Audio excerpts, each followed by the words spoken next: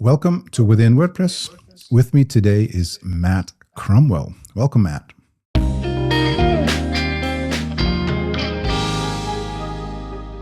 Hey, thanks for having me. Glad to be here. Well, thanks for having me. You invited yourself, so I mean, joking. Thanks for saying yes to my bossiness, I guess. Yeah. No. You came with a good and interesting question. So, and you were long overdue anyway. So, for those of you who don't know who Matt is, please introduce yourself. Yeah, I'm Matt Cromwell. I'm a co-founder of GiveWP, the #1 donation plugin for WordPress still. And I'm a senior director of customer experience at Stellar WP currently. And also founder of WP Product Talk, which is a fun podcast that Remkus got a mention on just recently, actually. So yeah, among other things, I like to blog and write stuff, and I like to give Remkus a hard time. So. Well, I think that's pretty synonymous for a lot of people. For some reason, people think they can get away with it, but I'm keeping track. Nice. There's a few things already you've mentioned that are interesting. I specifically would like to know more about WP Product Talk. Specifically, I've been on it. Apparently, I've also been mentioned, so there's that. But I saw on the socials you mentioning, as well as Katie Keith, that you are going to present at WordCamp US. And I don't normally bring up when somebody's going to talk or whatever, but this is a very interesting case, and I'd love for you to share a little bit more about that. Yeah, awesome. Thanks. Yeah, well, just for your info, the episode we mentioned you in was when we had James LePage on the show, and he had just been on your show like a couple of weeks before, and we were talking about the core AI stuff. And I had told folks on WP Product Talk that if they wanted to hear about James and the AI core team and things like that, that they should go listen to your show. Because I was like, I don't want to go into all of that because he's been doing that in a lot of different places. We talked more about like the impact of AI in core for the future. So it's like Remkus is a must listen, and then come and listen to our stuff. So cool. Thanks for the shout. Yeah, it was a good interview. You did a good job. But the WordCamp US talk, Katie and I had actually done a joint presentation at WordCamp Europe in 2023, and it was a WP Product Talk presentation, basically, where we highlighted a bunch of guests who had said different things about best practices for building a product in WordPress. And we kind of wanted to do something similar for WordCamp US. And so we pitched this, in the speaker application, they gave you lots of different options of what kind of presentation it would be. And one of them was like pitch what you think would be a cool format.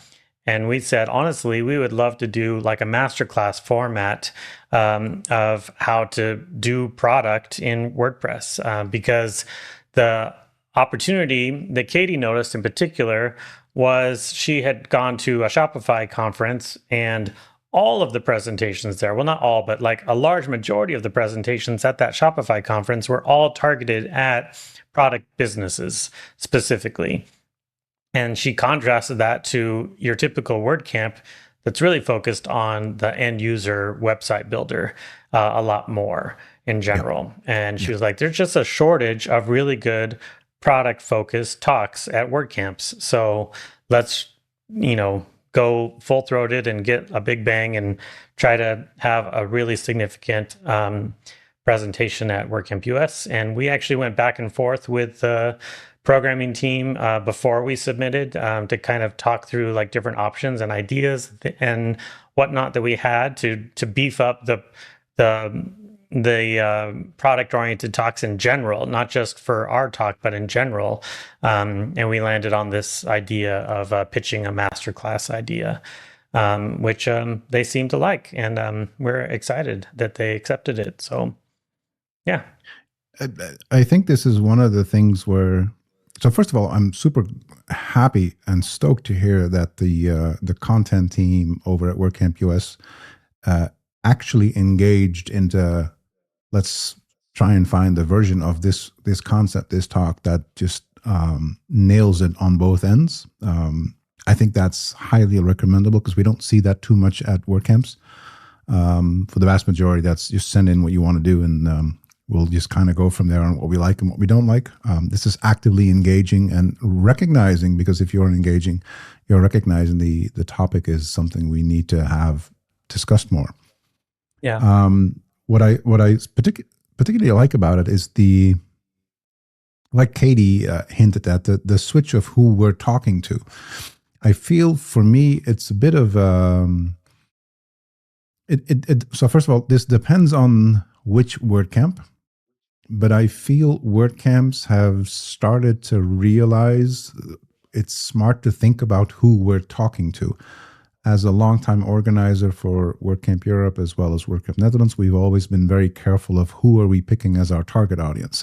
But I've noticed many other WordCamps just are happy to serve, right? They're come with whatever talk you have and whatever angle you like, and we're happy to facilitate that because that also makes a WordCamp. But I like that we're going into a direction of more purpose. Yeah, absolutely. Yeah. I mean, a lot of folks make big distinctions between kind of like your professional trade show type of conferences where they're paying like top dollar for big speakers and things like that. And WordCamps are the opposite of that and always have been. And it's been the opposite of that on purpose for real reasons, But when it comes to what they have started to call our flagship conferences, which is the big continental conferences, let's say WordCamp Europe and WordCamp US and WordCamp Asia, it feels like there should be a little bit of a higher standard for the types of presentations that show up there and the way in which they get a little bit more choosy about the topics and the speakers themselves and things like that. So I agree. And I do think it's a good direction, and I hope to see more of it, honestly.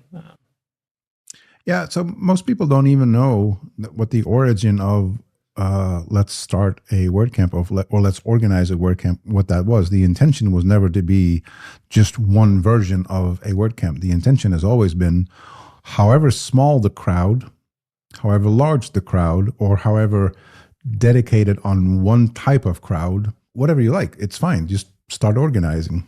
I know there's been a WordCamp in, I'm going to say this probably wrong, but I think it's Ventura, something like that. But it was essentially somebody's room. It's 20, 30, maybe 40 people, whatever. But that was it. That was a WordCamp. And that works. And there's what we now have had in Italy, the core days. It's a good example of what a WordCamp just should have been. Now we're calling it differently, but it's just way more targeting the actual group that we want to talk to. And it's not the goal to have 2,500, 3,500 people necessarily. It's the goal to educate. It's the goal to elevate. But, we get caught up in the let's organize for the sake of organizing. Yeah. Yeah, it's definitely evolved and changed. I mean, I do think the days of local meetups being really significant are kind of past at this point, unfortunately. Yeah. I agree. And I think that's a shame, honestly. I feel like especially as we continue to put so much focus on these big flagship events, that there's a huge need for local meetups to come in and kind of fill that gap. Because I noticed this and kind of highlighted it earlier this calendar year on X, that if you look at wordcamp.org, for how many WordCamps are scheduled or planned in the continental US in this calendar year, it's like 2. And really pre-COVID, it was, a couple dozen or, up to sometimes some years up to 50 different WordCamps in a year, just in like North America alone. So it's a very different environment that we're in now. I do like the continental WordCamps a ton. I just kind of miss the local experience a lot too. So I hear you. I also think it kind of, so the reason for meetups not picking up and therefore WordCamps not picking up as much as they potentially could have, I think it also has to do with the topic that we just touched on. The more specific or geared towards a particular crowd you're going, the less difficult it's going to be to get a substantial amount of those coming to your meetups. I think it kind of goes hand in hand as we all specialize in our, and WordPress is large enough now for us to specialize, like hyper specific. Previously, what you had, so I started going to meetups from 2007 or 8. And what you saw was either developers or heavy content people, like bloggers and stuff like that. That was roughly it. So the first WordCamp Netherlands, organized in 2009 and 2010, was heavily focused on those two groups because those were the people showing up at the meetups, and we knew if we presented our idea, that's the type of people that would show up. Now we have way smaller niches, and we need to do way more to get them to that meetup. And certainly in Europe, that works differently because distance is perceived as distance, not how it is in the US. Like if you need to drive for an hour to go to a meetup, that's it's not even comes across as a distance in the US. In Europe, very much it does. I don't know how that works in Asia, but or Africa for that matter. But yeah, so I think we're kind of here because that's ultimately the balance where we end up if we're specializing. Yeah, for sure. Yeah, so, it's a strange, different time that we're in by far, and I do wish that there was a way to influence or have I don't know if it's like big meetup weekends or if it's smaller WordCamps or if it's I feel like we tried to experiment as soon as COVID hit. Everybody tried to experiment with like, well, let's get this kind of content and quality of conversation online now, and I don't think that was ever particularly successful. No. There's just not enough of us who want to continue to sit behind our screen because we've been working behind our screen all day long and not listen to more things, you know?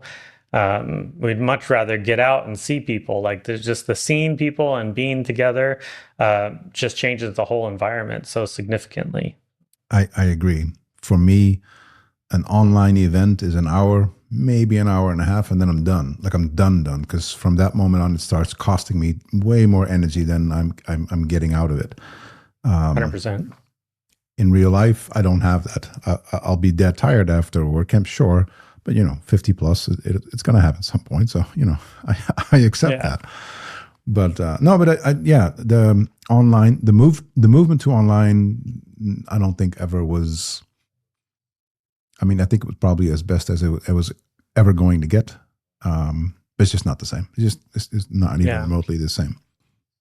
So yeah, I also miss that there was a time when you would go to any WordCamp and almost everyone, especially in the States, they would say, raise your hand if this is your first time at a WordCamp ever. And almost half of the whole audience would raise their hand. It was such a great funnel for bringing new people into the WordPress community and into the WordPress project. And I don't get the feeling that that's the case with the big flagship ones. I get the feeling overall, I could be wrong. Organizers might tell me I'm wrong, but I get the feeling that it's a lot of repeat folks. So for a very long time, this was the case for WordCamp Europe. I know that for a fact. So bringing in fresh people, I don't know of the last 3-4 WordCamp Europes what the actual stats was, or if they even asked to raise their hands. I don't know, but it's again, very different. Yeah, different times. On the talk you're going to do, can you share a little bit more on? Like, what are the things we have to be expecting in terms of, WP product talk? First of all, Yeah. Maybe even explain a little bit more what that podcast is specifically about, and then perhaps share a little bit more on the content of the talk. Yeah, I mean, I started WP Product Talk now about 2 years ago now, because I wanted to have what I have felt like is like one of the big advantages of WordCamps is talking with people in the hallway track, as we call it, about your business, about what's going well, about what's not going well, about things you've learned, and in sharing insights and things like that. I got most of the value in those hallway track conversations. And I thought I would love to have those conversations a lot more often in public so that others can learn from these things. So I thought a podcast was probably the most effective way to do that. I started it out as a what was it called again? Twitter Space. It was a Twitter Space. Pre-Elon Twitter Space situation where you just jump on your phone, because Twitter Spaces only worked on phones, not on your desktop or anything, and have a conversation live, and people just join, and you could even add people into the conversation if you wanted, and things like that. It was great. It was fun. But a lot of folks were like, "Oh, I'm not on X. I'd love to hear it, but I'm not there. And can you do it somewhere else?" And so we decided to do it as a live podcast, streamed live to YouTube, and then distributed to all the podcast platforms through a WordPress website, through the Seriously Simple podcasting plugin. Yep. And our target audience has always been that we are WordPress product owners having a show for WordPress product owners. All about how to do a good business, how to, do best practices and learn with each other and grow. It's been really great. We just crossed our 100th episode just recently. That was the episode that James LePage was on. It was awesome. It was great. I gave away a bunch of hats, so that was a fun time. Yeah. It's been quite a ride. So with that in mind, we were like, we can bring a lot of the insights that folks are bringing into our episodes. We can bring that to a WordCamp talk. Now that we've interviewed, I think across 100 episodes, we've interviewed at least like 85 people over that whole period of time, all product owners or product employees in one way or another, all doing what we feel like are great things in the WordPress product space. So it's a ton of insight that we can provide in a short amount of time, hopefully. Yeah. Can you give an example of the type of insight, like very concrete example of, so this is the type of stuff you'll be learning? Yeah. Like one thing that we joke about every once in a while is it's ironic how many times over all these years that whether we're talking about development or marketing or customer experience or business, that somebody will say during the course of the conversation how you need to listen to your customers. And it's funny because it feels very, very like obvious, or like, oh yeah, of course I listen to my customers. But I literally, because it's part of my job to listen to customers and do something about it, I will talk to other product businesses and I'll ask them, so how do you know what your customers are actually saying about something? They say, oh, I hear it all the time. I was like, yeah, I know, but like how much and what percentage of your customers feel this way? And I'll lean in a little bit. And they very often have no idea how to answer those more detailed questions because they're not logging the feedback. They're not doing something about it. They're not being actually very actionable about it. So even though we'll say, oh, of course I listen to my customers because I jump into the Help Scout queue, or I look at my support tickets or something like that. That might be something that you do occasionally, but that is still a pretty anecdotal knowledge. You can have a lot more actual data and actual knowledge about here is the percentage of people who got refunds who said that they are actually leaving the platform because they don't have a WordPress website anymore. Like, do you know that kind of thing? Or what percentage of your refunds are leaving because they went to one of your competitors.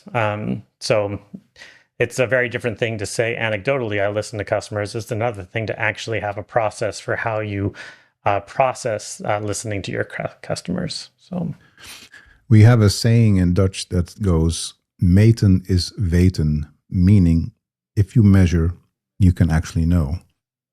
I like that. And I guess we like the rhyming part of it, but it's essentially the what you're saying is, this is one of the tips, but what you're saying specifically is, if you don't start looking into reasons behind the things that you see come across your board, you're not actually learning about opportunities to improve, or 100%. At least know the possible impact you might have had. Yep. No, 100%. I mean, sometimes folks will say, I listen to customers, and then they go and build a whole brand new feature. And then they find out that they were only listening to the loudest customers. And it wasn't that people really needed that. It was just that they had some really loud people in a Facebook group.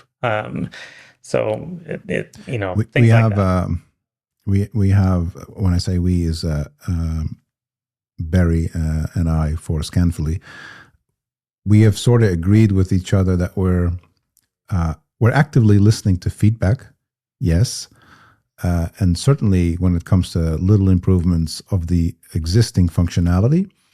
But in general, in terms of new features, we're going to prioritize whatever we have listed first and bring that to fruition before we very actively start to monitor for additional features and stuff that we haven't thought of in any way, shape, or form.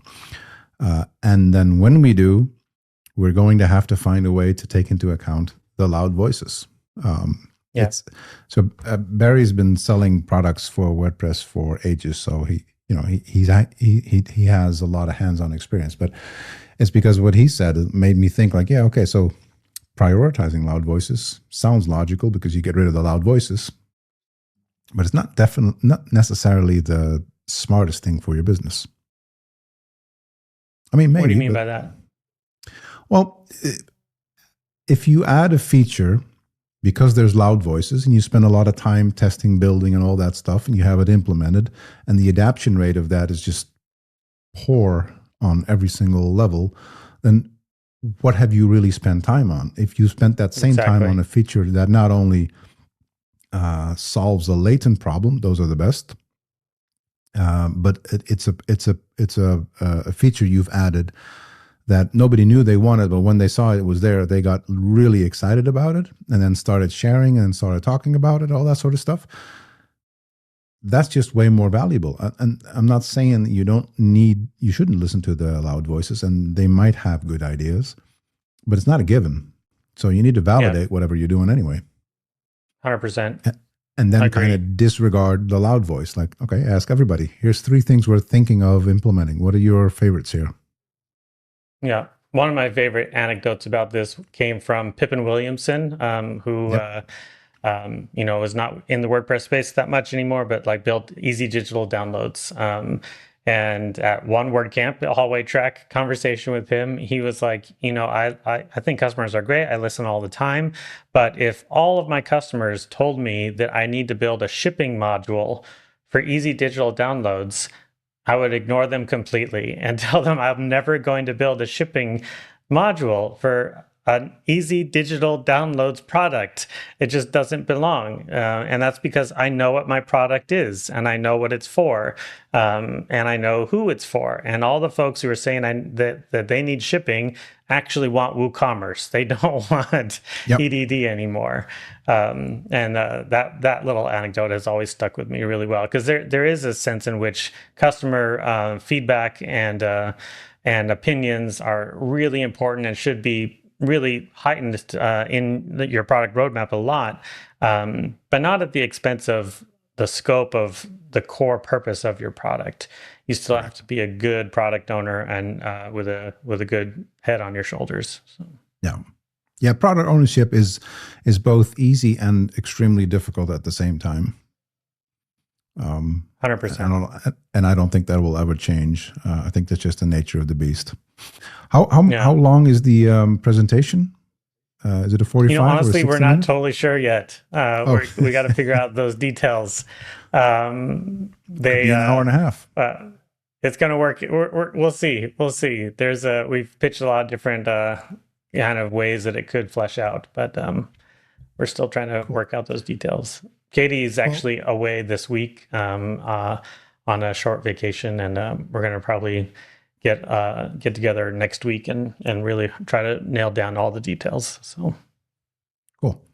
Well, I'm looking forward to it, and I will definitely be in the crowd. Awesome. Because yes, I am going to WordCamp US.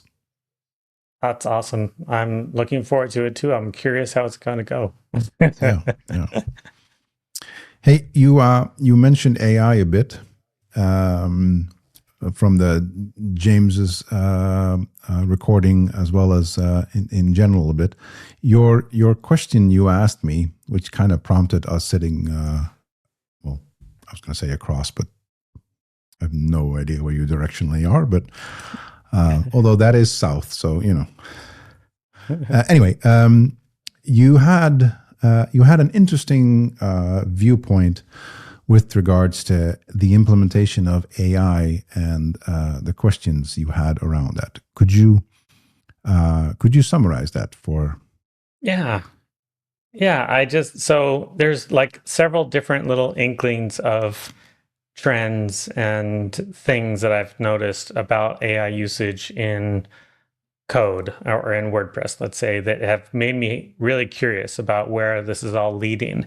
And it's everything to do with the way that I'm using AI myself on my personal website and on the WP Product Talk website, how I'm, coding stuff that help me solve problems from a customer experience perspective at Stellar, all these things. You have a unique focus on performance and security. And so those are two aspects of all of this that I feel like are a little bit, I don't want to say in jeopardy. I don't want to get like drama queen on this stuff, but like, I think there's a big, I think there's a big opportunity here for everything that goes south badly to be like, oh my gosh, we can AI the best things in the world right now. And now all of a sudden we've AI'd all the great stuff and our websites all come crashing to a halt and there's a billion security vulnerabilities going on and everybody's hacked and slow. I mean, it can go that direction. But me, myself, right now, I've been like, well, I don't want to always deal with, like, I'm trying to, my personal website and WP Product Talk, these are things I do outside of my business. I need them to not take a ton of time. So I will AI a snippet and I'll throw it into like the code snippets plugin, right? All of a sudden on WP Product Talk, I have 25 code snippets in the code snippets plugin where I had 4 before. And like the lines of code altogether is in the hundreds probably at this point. Maybe all of that should be one functionality plugin. I don't know. I'm not sure. I'm not sure which one. If I did all of those different snippets that all do 100 different things, put them in one functionality plugin versus having them in the code snippets plugin, I'm not sure which one would perform better or which would be more maintainable or things like that. The other part is that, WordPress has this perception from the outside of security being a problem in WordPress. And we all know as insiders that it's not WordPress itself that is the security issue as much as it is the plugin ecosystem that it jeopardizes the security of WordPress. And that said, there is a huge benefit to the way security is managed and done in the plugin ecosystem compared to a whole bunch of individuals AIing their snippets on their website. From a security perspective, I kind of feel like I trust the WordPress plugin ecosystem a lot more than folks like me who are just AIing snippets into their websites all the time. So on both of those fronts, I'm like, AI is awesome. It's democratizing the ability to code the stuff that we want to. But maybe that's the greatest thing and the worst thing all at the same time when it comes to a performance and security perspective. I didn't keep that very short, but that's basically the problem as I'm seeing it right now. Yeah. I don't think the goal was for you to tell that in a short fashion. I think the goal was that for you to, convey all angles of what is an interesting problem, because it is a problem, but it's an interesting problem that we're having. There's a lot of stuff to unpack, but I'll start with the most obvious one. As good as Snippet plugins are, in my purest point of view, they should be banned. For the simple reason is that they allow you to store PHP execution code on a database level. Now, not even considering the possibilities of if someone gets access, they'll have an easy way already. But specifically just from a architectural standpoint, that should never, ever be on your favorite list of how to solve a problem. So the first step would need to be you thinking about site functionality plugins. Yes. When you're going site functionality plugin, you immediately have the opportunity to structure whatever you're doing, meaning code that belongs together. So everything you're doing, for instance, inside of Woo or inside of a seriously simple podcasting plugin and filters and overrides and all that sort of stuff, you sort of combine that together into one file. So stuff stays organized. Just as important as that move is, the move to document is, because I'm guessing you don't have a whole lot of documentation as to why you have implemented this, nor have you asked the AI specifically to walk you through the code in the code, so the internal documentation sort of stuff. Most people just forget that because they're just looking for a solution and let me just copy and paste. But if you're looking for an answer in terms of, should I even be doing this? Well, yeah, this is how you extend WordPress, right? If you're not using an existing plugin to extend, then that's the thing you do. Moving it to a well-documented, well-structured site plugin is the smart move, because that introduces a separation of concerns. So there's stuff in your file system, not in your database. And just for the record, if you have a Snippets plugin active, it's by pure definition, your site is less secure. That's because just the pure nature of what that does. And I mentioned that before. But the second part that is from my performance standpoint, an interesting thing to keep in mind, you're loading an extra plugin just for the sake of it retrieving extra functionality code out of the database into active memory, roughly on all page loads. Yeah. So that means if you solve something specifically for a WooCommerce checkout page, you will load that snippet. And I'm going to have to assume you probably didn't escape that snippet from the perspective of only do this on the WooCommerce checkout page. So it's going to load on every single page, which makes no sense. There's nothing optimized about that. And depending on what you do, that can lead into serious memory hogs and resource usage if the site gets a little bit more than average traffic, especially if that site is having uncached traffic. So there's a whole bunch of security and performance concerns just by the mere fact of you using a Snippets plugin. So my advice would be to think more in, so irregardless of what, irrespective of what AI solution you're using, but I would do all the things per topic in one chat and then ask it to look at all the code it's generated, explain it the way it should be generated, and assume it's a specific class, PHP file. So for instance, class -WooCommerce -overrides.php, and inside that files will be everything you override in WooCommerce. If it understands that sort of context, it will present you a file that is in namespaces and all of that is perfectly done. If you don't ask it to adhere to WordPress coding standards, it's not going to do it. If you don't ask it Yep. to consider not loading when it doesn't need to load, it's not going to do that. If you don't ask it to optimize or ask feedback from you, I have 2 or 3 different ways of implementing this. How should I implement this? If you're not doing that, you're not guaranteeing you're getting the most optimized version. If you're not asking it to look at escaping, security escaping and nonsense and all of that, so your inputs, if you have them, are just whatever I paste in there, it has direct access to whatever I do in the database, which is the vast majority of how you get cross-site scripting type of problems. Then there's just a long layer of things you are introducing into your solution that are just problematic from a purist standpoint and problematic from a, oh shit, I've been compromised a few times over.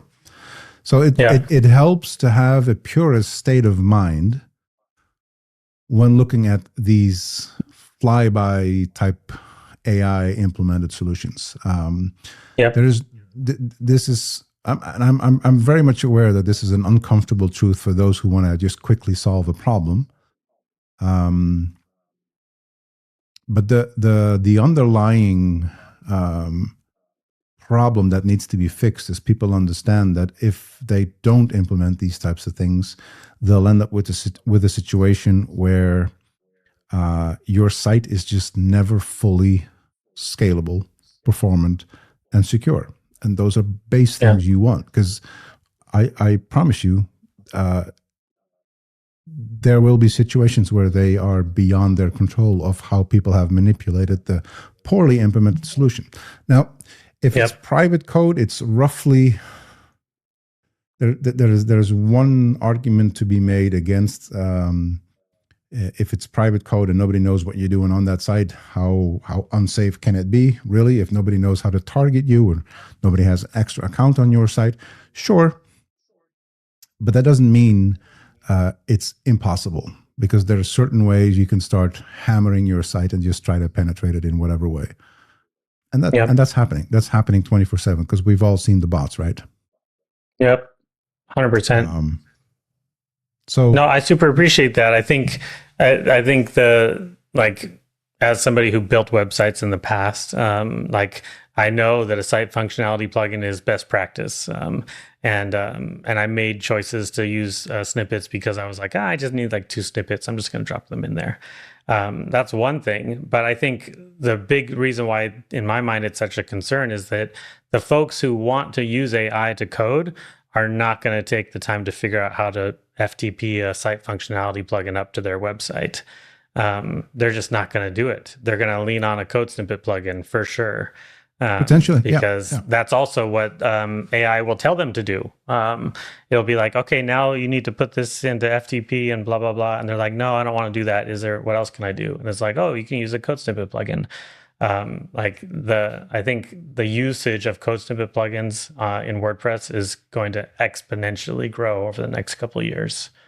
I think that's fair, because the AI will just feed you with the information that matches the request that you've made, and at what point do we? So if you don't ask it to adhere to coding standards, it's not going to automatically do that. If you don't ask it to think in performant ways, of security ways, and specifically, or harden this as much as you can. If you don't ask it to, it's not going to do the job at its best of its abilities. Yep. Yeah, it's a real problem. And one of the things that I've said is what I like about us now having the ability to use AI to create functions and snippets and codes and all that to make WordPress do what you want it to do. A huge upside of that is we're introducing WordPress in its fullest flexibility to a group of people who have never known it to be this flexible. So there's a certain layer of, I think calling them software developers is too much, but there's a certain level of WordPress professionals that are now understanding that there's more to their site than just installing that plugin. They can indeed have flexibility, and really play with functionality and all of that. And there's fancy stuff you can do with even just snippets. So what I like about it is that we are now seeing a new group of people joining WordPress in what I think is a more interesting way than just consuming the end products. But yeah, it's still not without risk. So there will be a point in time where they will get hacked, and they will have slow ass sites coming to a halt, and they will not understand why, and they will need to look for external advice when that's the case. And hopefully they're not too deterred and understand, okay, I need to be slightly smarter and thus become better at what they're doing. And then, I'm pretty sure in 2-3 years we can say here's a defined group of people who are, smart in what they build, but don't necessarily understand the basics yet. Which is fair, because unless you studied computer science and you started from a background where you understand the importance of certain things happening in programming or not happening in programming, you're going to be limited in what you understand and how things should work. Yep, 100%. I mean, you can end every prompt by saying, and make sure to make it secure, performant, and accessible. But that doesn't mean that it's actually going to do any of those things. You have to be able to have enough knowledge to validate that the output. One of the things I like using is whenever it comes with a solution. So, for instance, here's a few things that I love using AI for. The same sort of snippets you use, because I don't, if I don't need to scour through the documentation or the files of a particular plugin to find a filter or a hook or whatever, AI will do that faster anyway. So I'll use the code base, look at this, find how I could extend XYZ. I'll always ask it to, and this is probably one of the best tips I can give you, I'll always ask it to find what you can find, report back to me, and ask me 3 questions you need validation on before you proceed. Super simple line. But it builds in, I'm checking what you're coming up with. And, these things you can script, you can use default automated ways of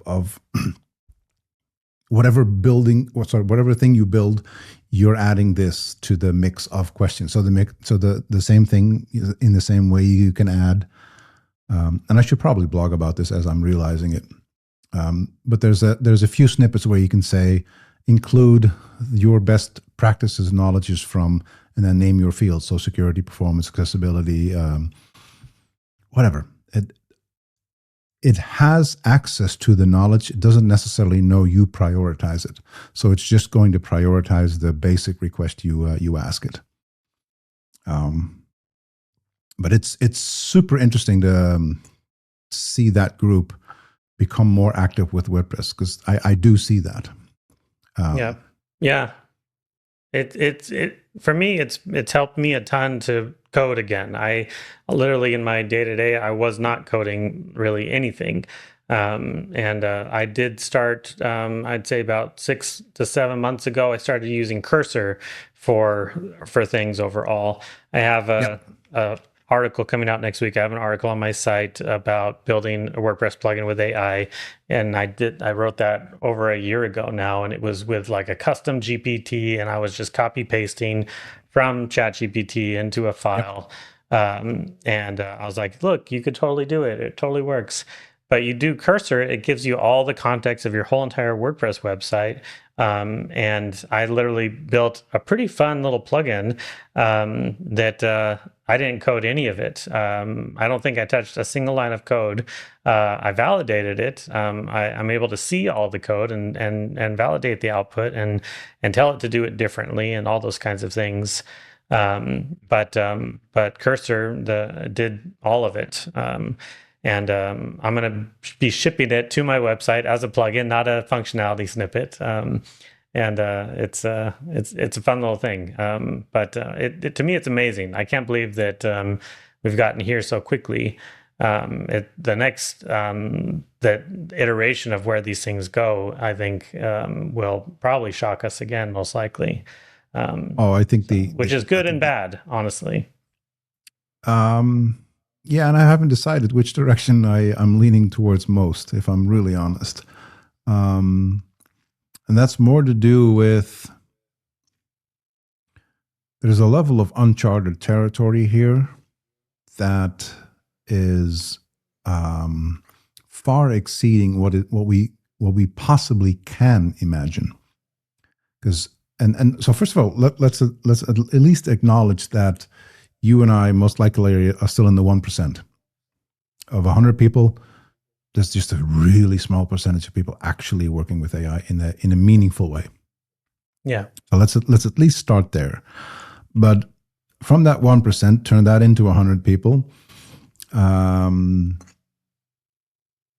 think there's probably one or two who have a proper full grasp of where this thing is going. Because I know for a fact that the ones developing the AI, building on it, don't have a clue. They don't necessarily think in terms of problems of things that need to be. I read an article. I shared it in my Within WordPress newsletter a few weeks ago. It highlights that they're building the thing and they understand the thing you want to solve with it, but they don't have all the problems in their head as we do, right? So as soon as we see, oh, here's this magical thing, let me throw something at it and see what sticks, we're going to have different ideas than they do. But if the assumption can be set to true that the vast majority of people doing meaningful stuff with AI seriously have no clue what the capabilities be like in a year, 3 years, 5 years. I mean, I myself can't begin to comprehend what the potential is going to be. All I can see is that it's going to become increasingly more easy to tell a story to a machine, which, giving a particular context I've given, whether that's the context of I'm doing it in Cursor, which is then software related, or I'm doing this in VO type of environment where I'm creating movies or whatever. But we will increasingly be able to wield the magic wand into whatever direction we want. And that's wild because that means a friend of mine, he's retired now, but he's a Cobalt developer. And he made a fortune in being one of the very few people who understood Cobalt enough to maintain and fix Cobalt applications and stuff for large financial institutions such as insurance companies and banks and whatnot. So he's made a killing in that. He made a killing in it because he could. But at some point, AI is going to be, I don't care what language you throw at me, give me the documentation and I'll figure it out. Yeah. And that then becomes scary. And I genuinely mean that. When we start making the switch from generative, because that's where we still are, to actual a version of coming up with something entirely new, which is we're miles away from that. That's where it becomes interesting. So the word AI is a misnomer in my book, because it's artificial, but it's for sure not intelligence. Yeah. Because intelligence comes up with something nobody else has. Yep. It's not creative. It's still it's not creative. A dumb computer. It's generative still. It can only create based on something it knows. Yeah. But that level of uncertainty of where this thing is going is slightly concerning in my head.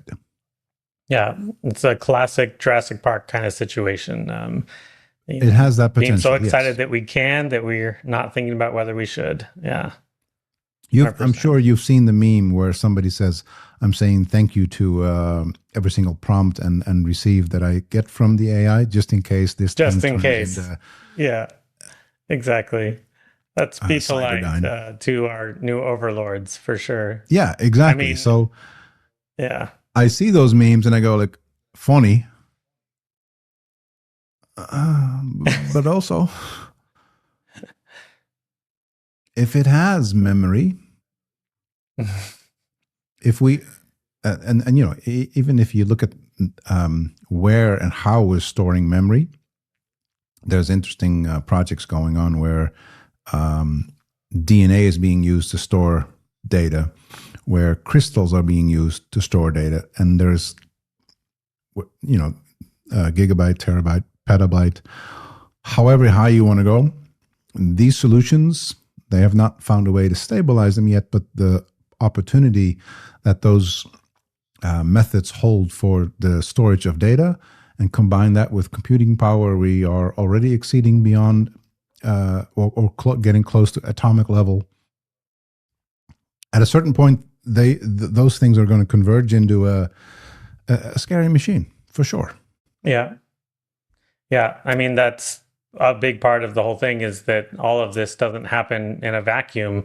It all has to be powered by something, and pushing the limits of how we use AI today means we're going to be pushing the limits of hardware in general and how things are computed. Yep. How much power we can generate, how much bandwidth we can save. All of those things have to innovate along with all of this, or else it stagnates.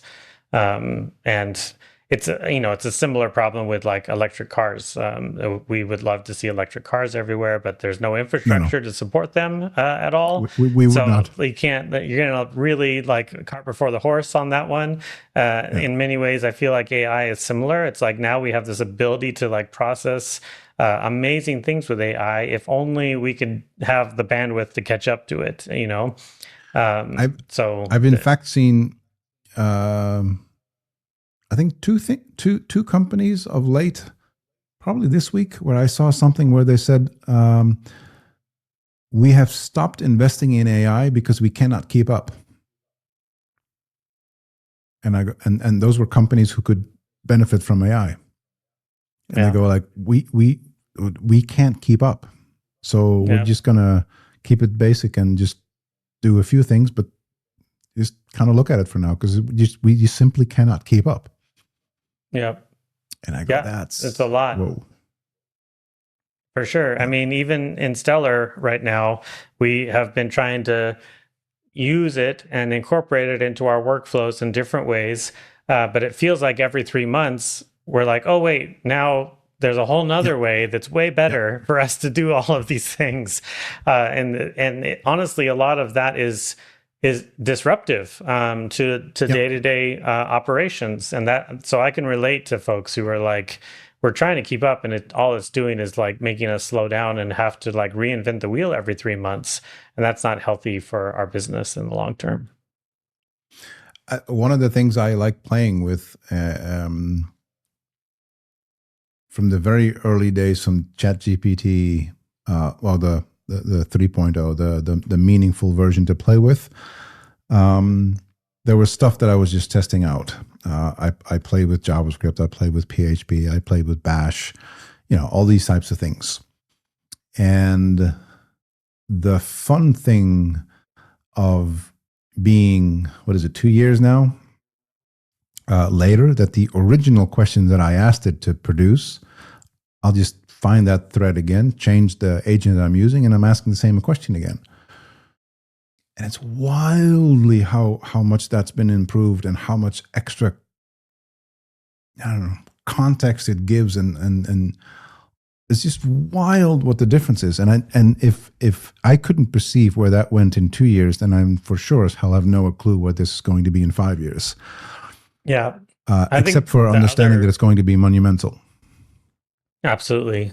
I think the other big factor in all of it is the amount of private information that we're sharing with these AIs. Honestly, like I wish that OpenAI was a lot more aggressive about its user security, I'll have to say.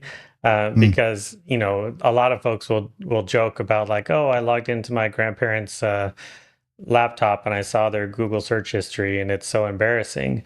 Like the types of questions that we ask AI nowadays are probably a lot more embarrassing than what we would do in a normal, typical Google search. And that's like amazing on one sense, but it's also frightening. Like in terms of privacy laws and all those types of things, like your AI account starts to be like a much bigger trove of personal information than your email is. And that's really got to be a big consideration folks take in as well. And the fact that OpenAI and probably all the other ones for the same reason are not allowed to fully delete whatever chat you have deleted because it's still there, it's just not accessible for you anymore. Yeah, that's a concern. And you know, there's many of these types of concerns because for the most part, these are relatively young companies, so they're just trying to figure it out as they go along anyway. Sure, legal is on their side and they have good legal teams and it starts with the best intentions and whatnot, but you end up with a bucket of data on a incredibly I know people who do whole psych evals, sort of, I'm feeling this, what could it be? I'm worried about this, how could I solve this? Or this is stressing me out, how should I handle this? And, you know, I will never ask a computer any of those for a whole wide array of reasons, but privacy for sure is one of them. Yeah. Potentially I mean, but the thing is, the AI encourages you. They're like, oh, should I give you a whole like 2-week plan of how you can combat your depression? It does those follow-up questions to encourage you to ask it more and to dig in even more and to share even more. It's really fascinating.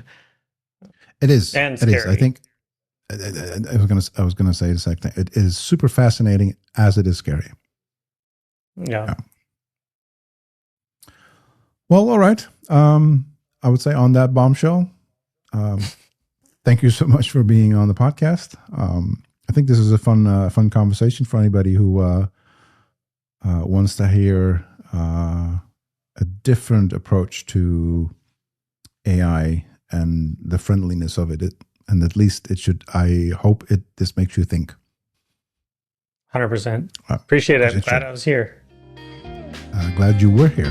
Thank you so much, Matt.